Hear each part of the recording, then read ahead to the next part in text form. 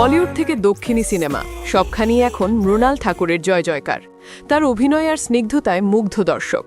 সম্প্রতি মুম্বাইয়ে নিজের নতুন সিনেমা দু দিওয়ানে শহর মে নিয়ে সাংবাদিকদের মুখোমুখি হয়েছিলেন এই অভিনেত্রী।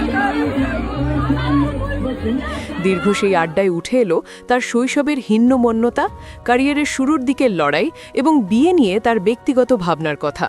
মৃণাল স্পষ্ট জানালেন, কেবল সমাজের চাপে বা নির্দিষ্ট বয়সে পৌঁছানোর কারণে বিয়ের পিঁড়িতে বসা তার ধাতে নেই।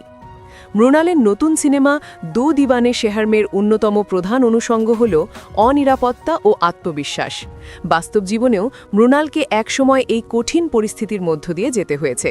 স্মৃতিচারণ করতে গিয়ে অভিনেত্রী বলেন, ছাত্রজীবনে অনেক প্রশ্নের উত্তর জানা সত্ত্বেও ক্লাসে হাত তুলতে পারতাম না। চরম আত্মবিশ্বাসের অভাবে ভুগতাম। এমনকি আমার ইংরেজি উচ্চারণে মারাঠি টান থাকায় অনেকে মস্করা করত। আমার নাম নিয়েও মজা করা হতো। ইন্ডাস্ট্রিতে আসার পরও শুরুর দিকে তিনি ভাবতেন যে তার ইংরেজি বলা খুব অভিজাত হতে হবে।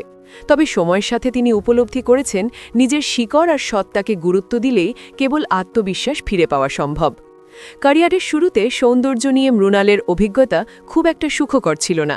তার প্রথম সিনেমা লাভ সোনিয়ার অডিশনের সময় তার প্রোফাইল ফোল্ডারে লেখা ছিল ডু নট ওপেন বা খুলবেন না।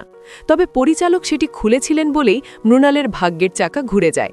প্রযোজকদের বোঝাতে হয়েছিল যে মেকআপের মাধ্যমে গ্রামের মেয়ের চরিত্র ফুটিয়ে তোলা সম্ভব।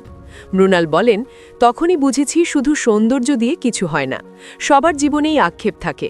সেলিব্রিটি হওয়ার কারণে অনেক সময় পরিবারের কাছের মানুষের শেষকৃত্যেও যেতে পারিনি। মাঝে মাঝে মনে হয় যদি সাধারণ মেয়ে হতাম।